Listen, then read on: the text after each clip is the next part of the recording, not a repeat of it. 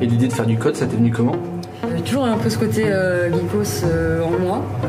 J'ai jamais pensé un jour que je deviendrais développeuse et pourtant en fait, je me suis dit allez, je vais essayer, je vais faire la formation, voir ce que ça donne et finalement ça s'est très bien passé, ça m'a énormément plu donc voilà, je suis développeuse maintenant.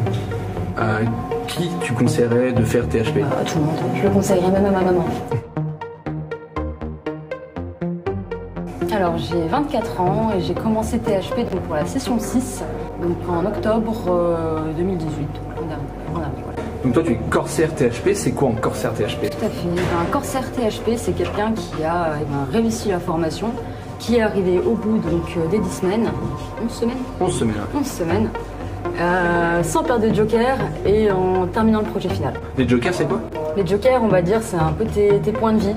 En fait toutes les semaines tu vas avoir des projets à envoyer et donc si tu les rends pas, si tu n'en rends pas 3, et bien tu perds tes jokers. D'accord. C'est terrible.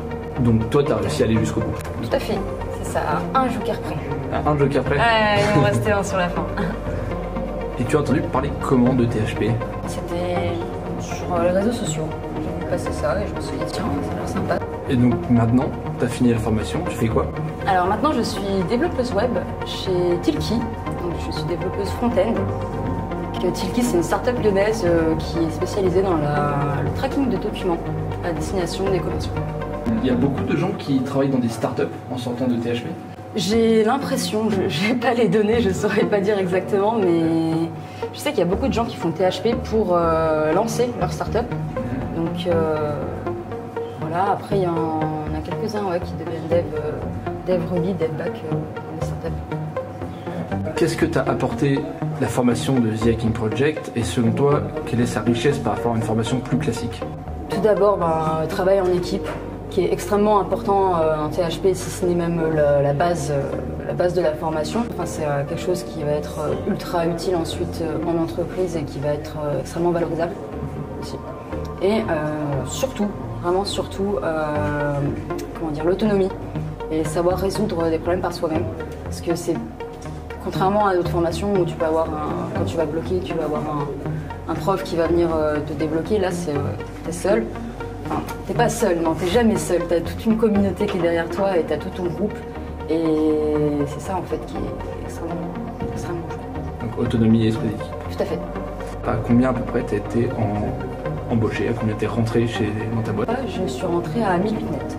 Est-ce que ton travail actuel te plaît? Est-ce que tu t'épanouis? T'as envie de continuer du coup? Oui, beaucoup. Ouais, c'est du challenge tous les jours parce que je me forme sur un nouveau framework, donc on n'en part à The Hacking Project, qui s'appelle Angular, donc c'est un framework JavaScript. On a quelques bases de JavaScript dans la formation, mais là c'est vraiment un framework. c'est tout à fait autre chose.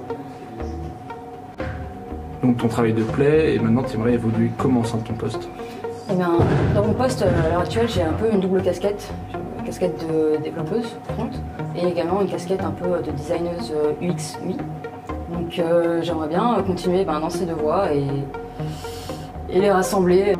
Le design, c'est quelque chose que tu as appris de ton côté en autonomie, que tu connaissais avant ou que tu as vu avec THP?